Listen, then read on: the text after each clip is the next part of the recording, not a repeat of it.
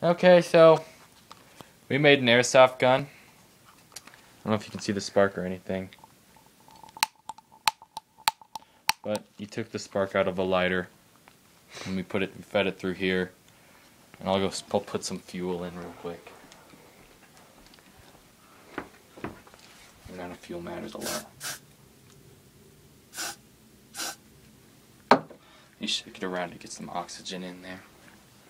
And you close the back of it. We fed the starter through here, through a gun handle.